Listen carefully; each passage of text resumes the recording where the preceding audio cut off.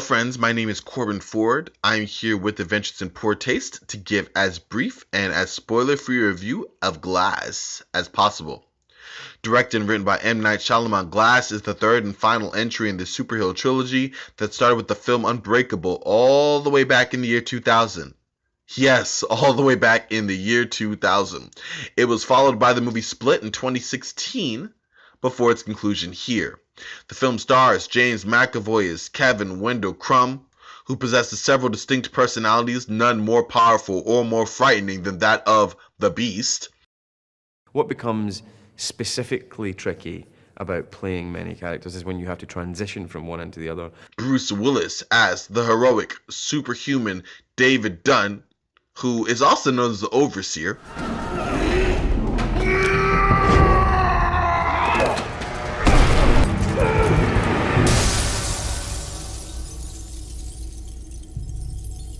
And Samuel L. Jackson as Elijah Price, the shadowy presence who emerges as an orchestrator who holds secrets critical to both men in this film. He's still very calculating. He's still strong in his conviction. So this movie is surprisingly set 2 weeks after the events of Split. So it really trails right after Split kicks off. We come right to Glass. And superhuman David Dunn is on the hunt for Kevin after hearing reports of his crimes on the news. He's aided by his now grown-up son Joe, who people remember from Spencer Tracy Clark's performance back in Unbreakable. And because of his help there, David tracks Kevin down to an abandoned warehouse.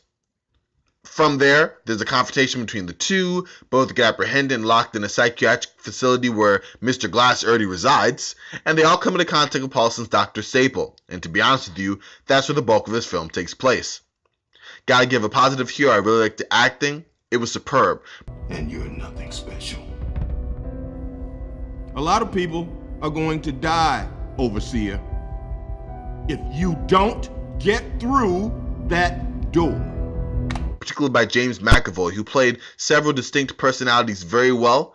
I enjoyed his performance of Hedwig, Patricia, and Barry especially, but him being the Beast, man, it literally brought chills to my body watching him just take that entity and bring it to life. Also, I enjoyed the exploration into the superhero genre and what that consists of. At different times, the themes of hero, what makes a villain, the secret layer, the surprise twist, and the origin story were all brought into play. And it was very interesting to kind of watch that and see that deconstruction take place.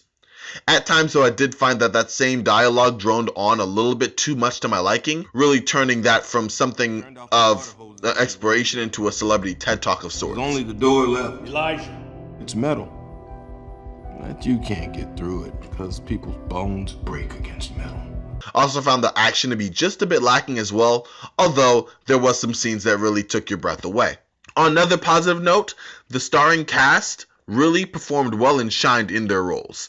I like Spencer Tracy Clark's, Anya Joy-Taylor, and Charlayne Woodard's performances, and I really enjoyed particularly the fact that Clark and Woodard were in the first movie that came out almost 20 years ago, and to see those same actors and actresses represented by the same people all these years later in the same continuity was really kind of cool. I'm into that kind of stuff, so it matters to me.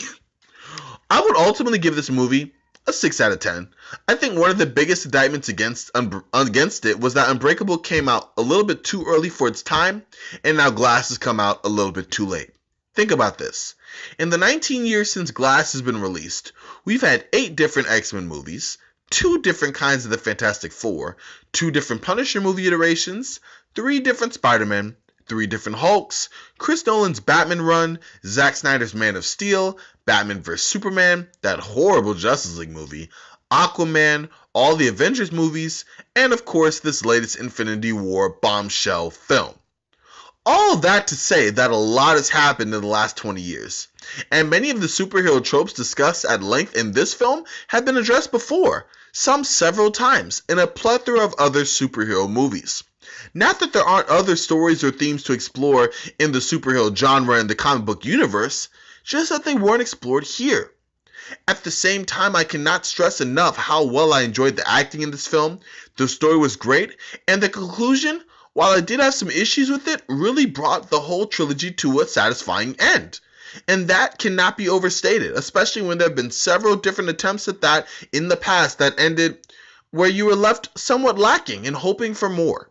I really enjoyed Glass in that respect. I do think that it could have been improved on just a bit more, and especially for the wait. However, if you go and watch it, and I recommend that you do, you will come away with some very interesting thoughts on not only the superhero genre, but also great acting by James McAvoy and some funny Nicki Minaj, Drake, and Salt Bae jokes.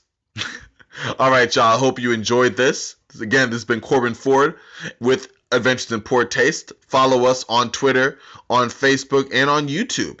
All right, and we hope to talk to you soon, and I will definitely look forward to doing just that. Take care, y'all. You can see the world the way it really is. Always. The kid who can never grow old. Are you ready? Are you ready? Yeah.